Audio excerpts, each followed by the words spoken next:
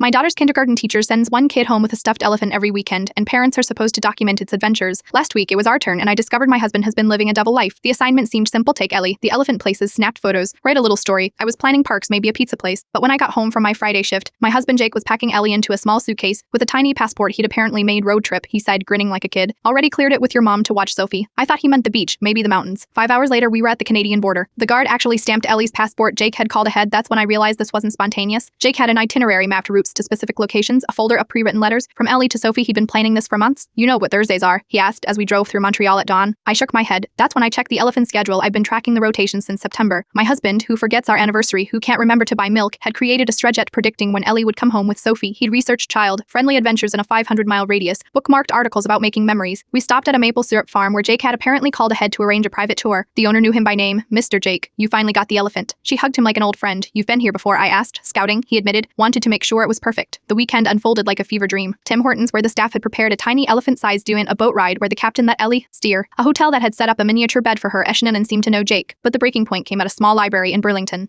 The librarian rushed over, tears in her eyes. Is this Sophie's elephant? Oh, Jake, you did it. She showed me to a corner where there was a display. Eileen's utter corner, dozen of children's books about travel, different cultures, bravery, a sign read, donated by a dad who believes every adventure begins with a dream. Jake had been funding this reading nook for months. Every Thursday when he said he was working late, he was planning this, not just the trip, but creating an entire experience for kids he'd never meet. Why? I asked him that night. Ellie tucked between us in the hotel bed. Remember when Sophie was 3, he said quietly. She asked if she'd ever see the world. We were broke. Could barely afford groceries. I promised her someday. But what if someday doesn't come? What if this elephant is her only chance to travel? I stared at this man I'd been married to for 8 years, who built spreadsheets for stuffed animals, who convinced border guards to stamp fake passports, who spent months creating magic for a kindergarten project. Here's more, he said, pulling out his phone, showed me an Instagram account. Write Ellie's real adventures. In volumes of followers. Comments from parents saying their kids now dream of traveling. Messages from teachers using his posts in geography lessons. Every weekend, Ellie went home with a classmate. Jake had been secretly supplementing their adventures, sending anonymous gift cards to single parents, mailing activity guides, creating treasure hunts in their neighborhoods, making sure every kid got the same magical experience, regardless of their family situation. You've been doing this all year. 42 weekends, he said. 42 kids who believe the world is bigger than they thought? Sophie's teacher called Monday morning, said she'd never seen anything like our adventure journal, asked if we present to the class. Jake panicked, begged me to do it alone. He'd created all this magic but was terrified of taking credit. I went, showed the photos, read Jake's letters from Ellie about being brave and curious and kind.